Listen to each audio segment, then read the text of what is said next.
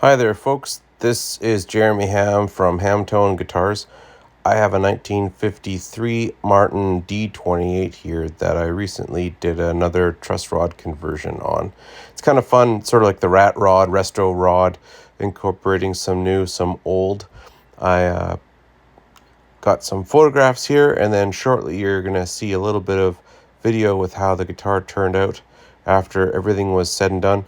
A dual action truss rod installed in an old guitar with new frets and bridge reset. Here we go. So this is a pretty well used 1953 D28, and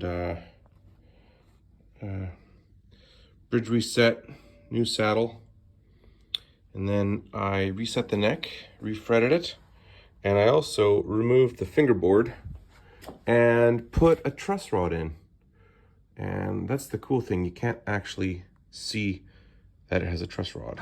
So this is one of the things I like about when I finish up a guitar. So this one has the truss rod, as I think you've already been told, and I like playing it.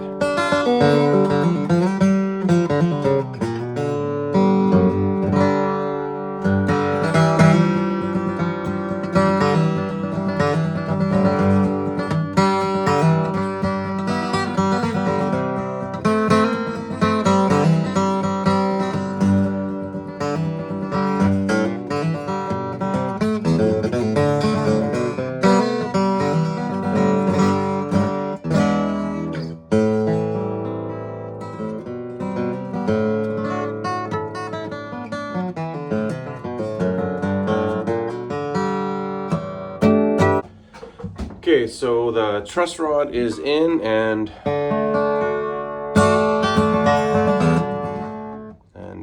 here.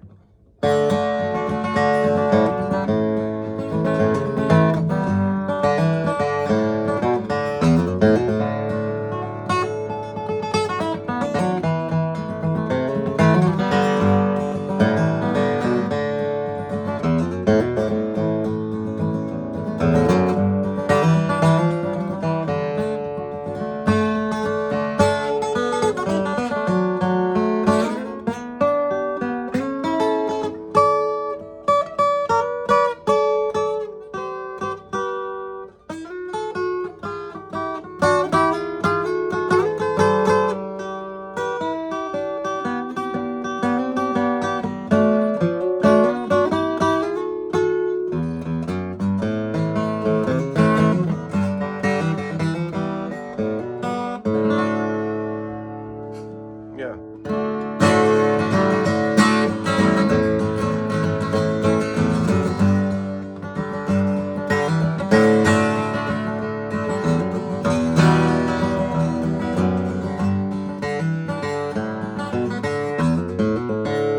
So the action is actually pretty low. It's about 6/64ths on the bass side, and maybe 4.5 64ths, which is what 9 128ths at the treble E.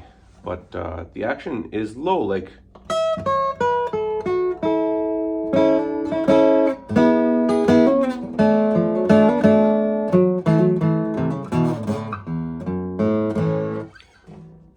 People don't always realize that one of the reasons that intonation is off is because the guitar neck has too much relief. Even if it has reasonable action, but if there's excessive relief, that'll make it so you're stretching the strings when you're fretting. Also, if the nut slots are too high, you'll be stretching the strings. So maybe you have the proper amount of relief, your neck is nice and straight, but if the nut slots are too high, then what can happen is your string will stretch and go sharp. So you'll tune the guitar, everything will be in tune, you put the capo on, everything's sharp, it's a mess. And that's why you want to have the proper amount of relief, proper nut slot heights, and the proper saddle height, so your strings aren't stretching as much. This guitar has low action.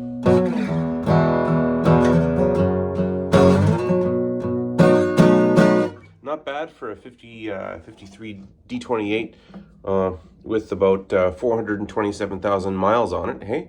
So it's got nice low action and a reasonable saddle height, not too high to the point where it'll start torquing the top and causing compression in the lower bout, but a good amount so it's still pulling the energy out of the soundboard, and trying to make it look like nothing ever happened to it. And I think it looks like it's just been played and that's about it. But it plays really well now.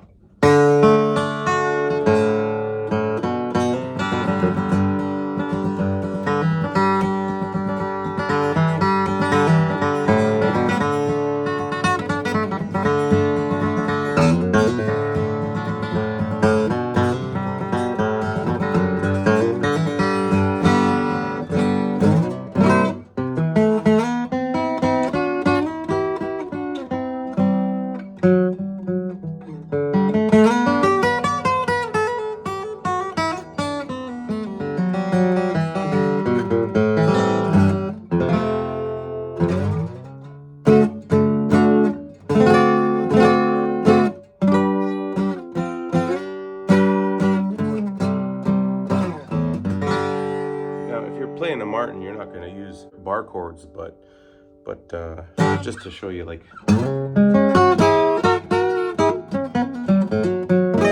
and these are medium gauge strings.